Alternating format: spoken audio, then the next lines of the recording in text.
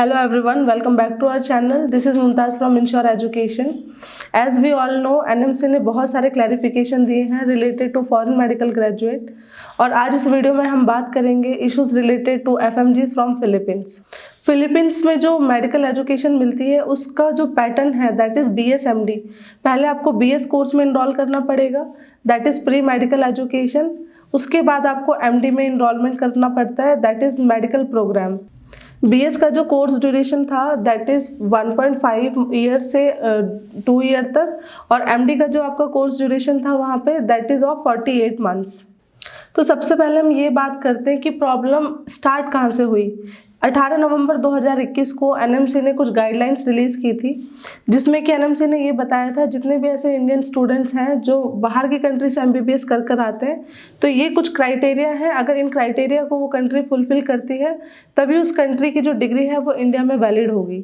जिसमें कि सबसे पहला क्राइटेरिया ये था कि आपका जो कोर्स ड्यूरेशन होगा वो मिनिमम जो है वो 54 मंथ्स का होना चाहिए प्लस 1 ईयर ऑफ आपका इंटर्नशिप होना चाहिए। सेकेंड पॉइंट कि वो जो कंट्री है वो आपको लाइसेंस प्रोवाइड करे to practise in their country. But अगर हम फिलीपींस की बात करें तो वहाँ पे BS कोर्स को अगर हम हटाएं और वहाँ पे जो MD का जो कोर्स है दैट इज़ जो मेडिकल डिग्री वहाँ पे मिल रही है उसका जो ड्यूरेशन है that is only for 48 months, जो कि अपने NMC के क्राइटेरिया को फुलफिल नहीं करता है। NMC के अकॉर्डिंग तो 54 मंथ्स होने चाहिए पर दैट इज़ फिलीपींस में जो आपको एजुकेशन मिल रही है MD की वो आपको 48 मंथ्स की मिल रही है।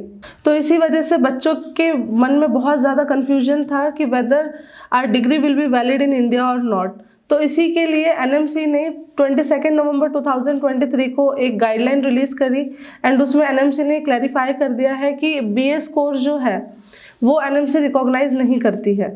इस पॉइंट में NMC ने क्लियरली बोला है that with effect from 18 November 2021 that is with the publication of FMGL regulation 2021 NMC derecognise BS course in Philippines. कि 18 नवंबर 2021 के बाद से जितने भी ऐसे बच्चे हैं जिन्होंने BS कोर्स में इनरोलमेंट करवाया है अपना या फिर वो वहाँ पे पढ़ रहे थे उनका जो BS कोर्स है वो रिकॉग्नाइज नहीं करा जाएगा इंडिया में। Hence those FMGs who were studying BS course और had taken admission in BS course at the time of publication of FMGL regulations are not allowed। तो BS कोर्स तो recognise ही नहीं कर रही है NMC और अगर BS कोर्स को रिकॉग्नाइज नहीं करेगी जो कि 1 साल का कोर्स होता था अलग से प्लस में MD का कोर्स था वहाँ पे, तो BS MD जो पूरा कोर्स था उसको मिला के जो आपका कोर्स ड्यूरेशन बनता था वो बनता था 5-5.5 साल का फिलीपींस में।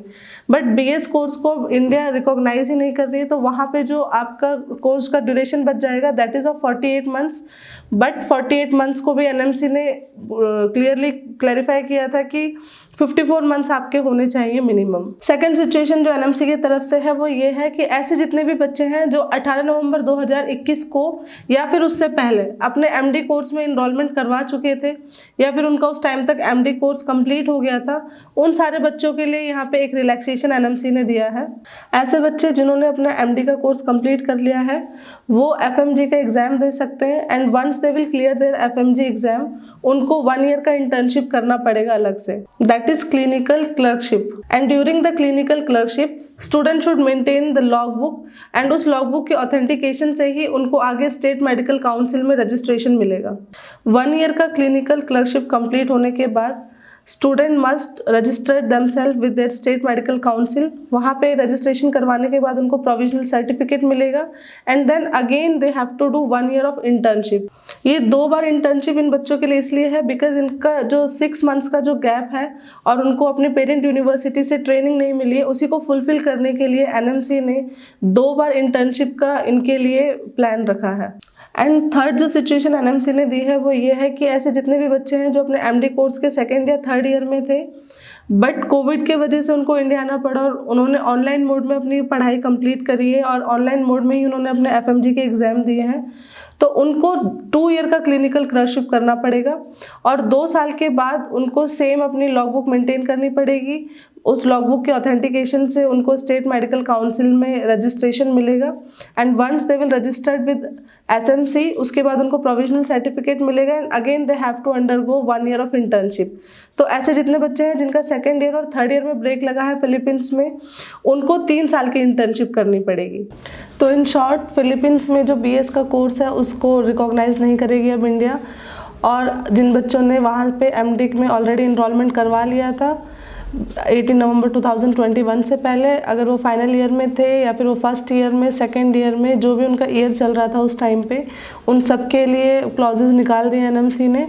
जितने भी बच्चे हैं उनको इंटर्नशिप करनी ही पड़ेगी। फाइनल ईयर वालों को 1 साल की क्लिनिकल क्लर्कशिप करनी है, बाकी सेकेंड और थर्ड ईयर वालों को 2 साल की क्लिनिकल क्लर्कशिप करने के बाद 1 ईयर ऑफ इंटर्नशिप अलग से करनी पड़ेगी। And during the clinical clerkship students को मंथली 5000 रुपीज़ पे भी करने पड़ेंगे अपनी यूनिवर्सिटी को, जहाँ से भी वो अपनी क्लिनिकल क्लर्कशिप करेंगे। And after the registration with SMC सारे स्टूडेंट्स को स्टिफन भी मिलेगा, जैसे कि इंडियन स्टूडेंट्स को मिलता है। This is all about the NMC guideline, जो कि 22 नवंबर 2023 को एनएमसी ने as a public notice release किया है उन सारे फॉरेन मेडिकल ग्रेजुएट्स के लिए जो फिलीपींस से पढ़ाई कर रहे थे। इसके अलावा भी अगर आपको एनएमसी के रिगार्डिंग कोई भी इंफॉर्मेशन देखनी हो या फिर जाननी हो, you can go through my YouTube channel and you can go to my website, that is www.insureeducation.com, and you can contact me at the given number. Thank you for watching my video.